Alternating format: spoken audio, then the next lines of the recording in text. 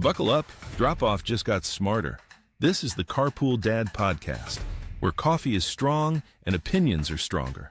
Let's roll. What is up, Carpool crew? Welcome back. I'm Raz, your host. So I need to open this episode with a confession. This week came at me from every direction. The school, the fish tank, the social studies project, and my wife's car. And somewhere in the middle of all of it, I realize I'm the only adult in this house who knows what a windshield wiper fluid is. And I'll explain that in a minute.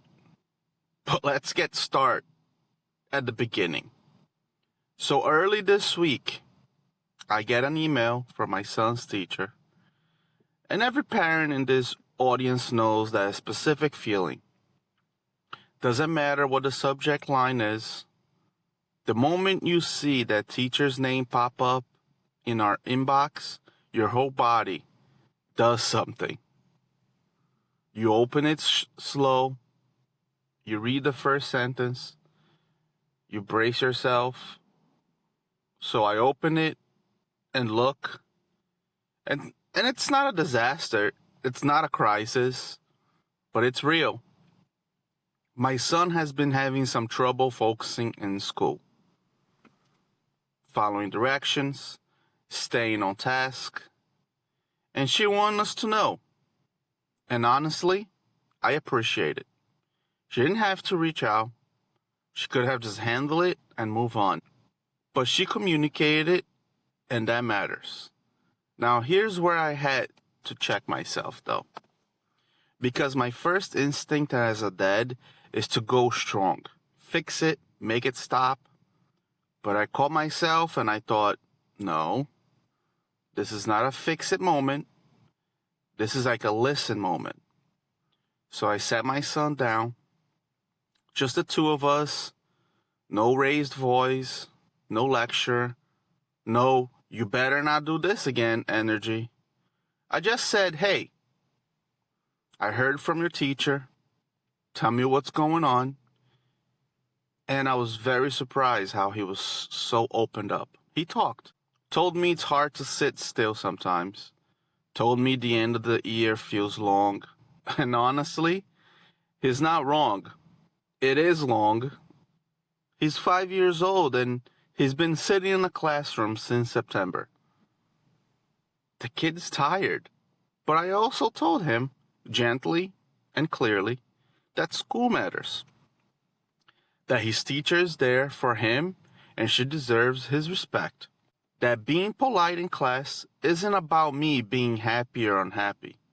It's about who he's becoming as a person. And he listened. He nodded. He asked if he was in trouble. I said, no, buddy, you're not in trouble. And he hugged me. And I held it together. Barely. But I held it together. 2 days later, the teacher emailed me back saying he's been doing great. I kept that email to myself for a week because I needed the win and I was not ready to share it. Call me selfish. And speaking of the school year, we could talk about the facts that it's almost over because kindergarten graduation and pre-K graduation are both coming up and I'm not emotionally prepared for either one of them. My son is finishing kindergarten.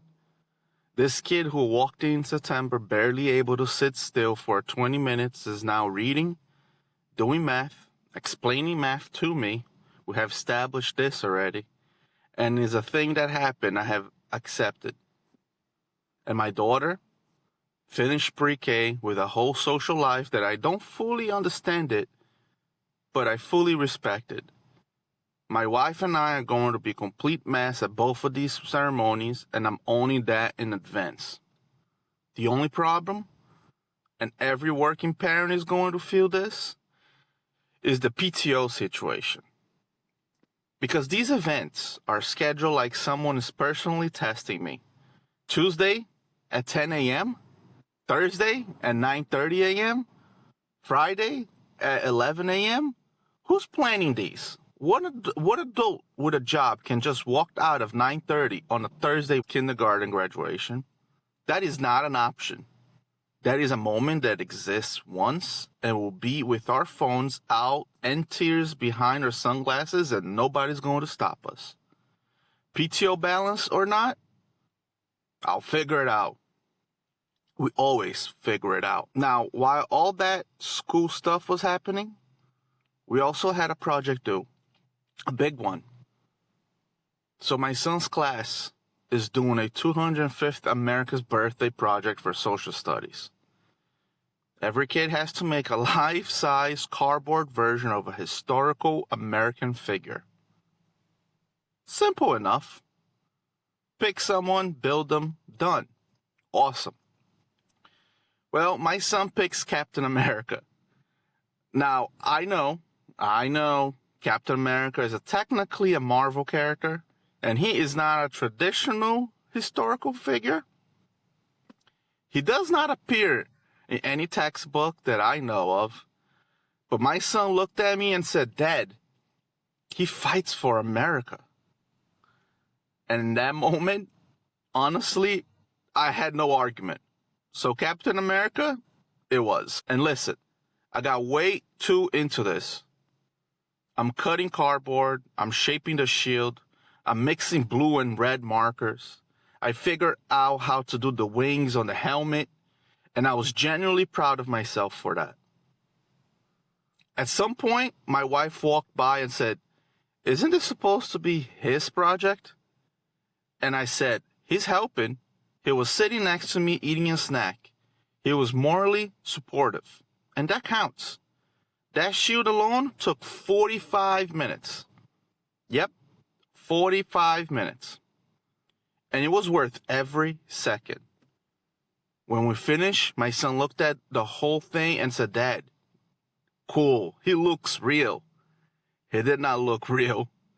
He looked like a very enthusiastic cardboard rectangle with some markers work that got away from us around the mid-session.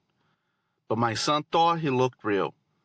And that cardboard, American hero went to school and represented this family with everything he had. Captain America, made out of cardboard, built by a dad who had absolutely no business enjoying that project as much as I did. A true American story. Now, if you caught episode 36, you already know about the angelfish babies.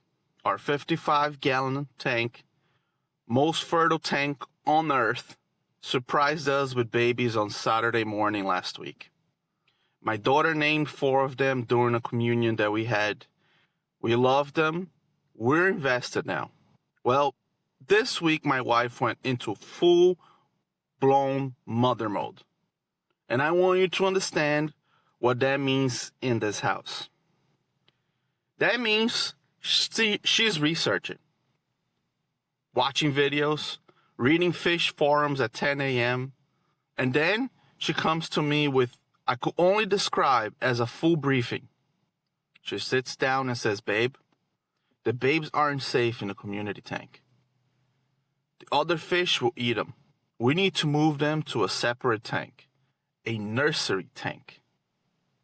What did you just say to me? A nursery tank for the fish. This is on a Sunday, guys. Okay? Please help me out here. I had already built a Captain America this weekend. I was tired. I was a tired dad. But she was looking at me with that energy. And you don't negotiate with that energy. I have been married long enough to know that. So I went to the store. I got a smaller tank. Came home. Set it up.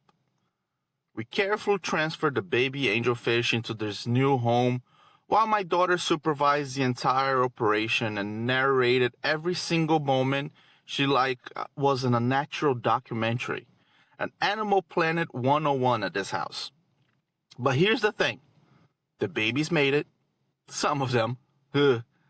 Safe, healthy, swimming around in their nursery tank while my daughter assigned names and written on a sticky notes on the side of the glass. My wife looked at the whole setup and goes, "See? That wasn't so hard." And I just stood there, looking at this, man.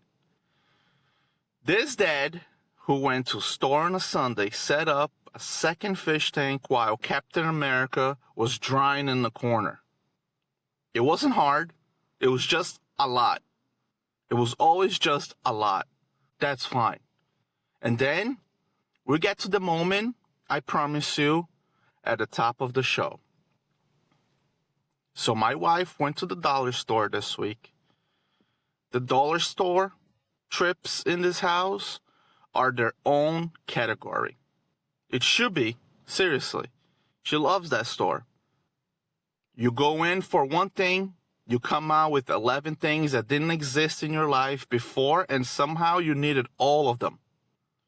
She comes back with some stuff, cleaning supplies, little things for the house, totally normal. And among the items, a bottom of glass cleaner. The blue stuff, you know what I'm talking about? The dollar store version, though. Fine, we use the glass cleaner. I don't have a single thought about this. I didn't look into it too much. Except a few days later, I go to check something under the hood of my wife's car, and I open the windshield wiper fluid compartment, and I smell something. I look closer, and I see that it's filled completely to the top with blue glass cleaner. I'm not making this up. Not windshield wiper fluid, dollar store glass cleaner. Take a moment. Okay, guys, take a moment about that. In her car, I stood there for a moment, just processing, breathing, choosing my words very carefully before I went inside. I like my life, I walked in, and I say as calmly I have ever said anything in my life, "Hey, babe, what did you put on your car?" And she says, "The glass cleaner for the windshield, so I could see better." Oh, my God. She thought she was helping. She did this as a favor. She saw a problem. She found a solution at the dollar store, and she handled it. I cannot even be fully mad about the intention.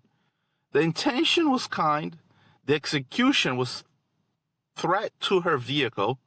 From this day forward, I announce this as an official household policy. Any measurements that needs to be taken or any car fluids that is not gas are my department. Permanently. She has agreed to this. She did, however, point out that the windows will be cleaner now.